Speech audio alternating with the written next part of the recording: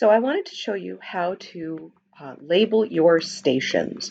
We have measured using the measure command along the center line and then copied one of these nodes and placed it at the end of the center line, not on the contour line. So now we need to label these.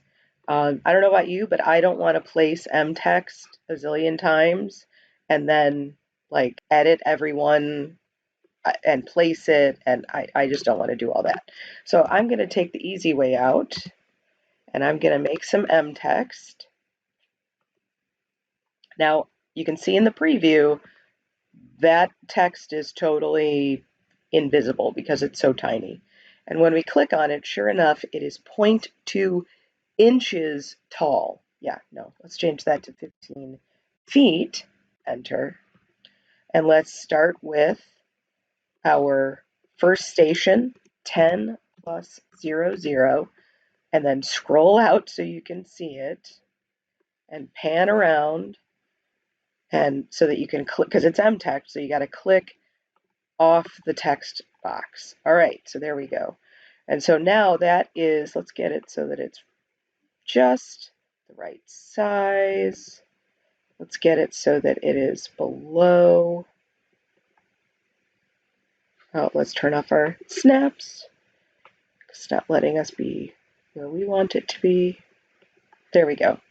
All right, so that looks pretty good. It's below the station. Now we need to array this. That's really the best thing. So we're going to array rectangle, and we only want one row. So this is all right. So levels, columns. We want 1, 2, 3, 4, 5, 6, 7, 8, 9, 10, 11, 12, 13 columns.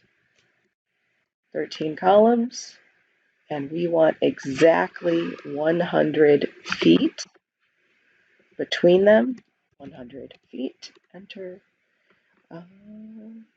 One row, one level. Close array. Yay! That was easy. Now we're going to explode it. X, enter. And now we are going to have to edit that, but we don't have to type a bunch of things.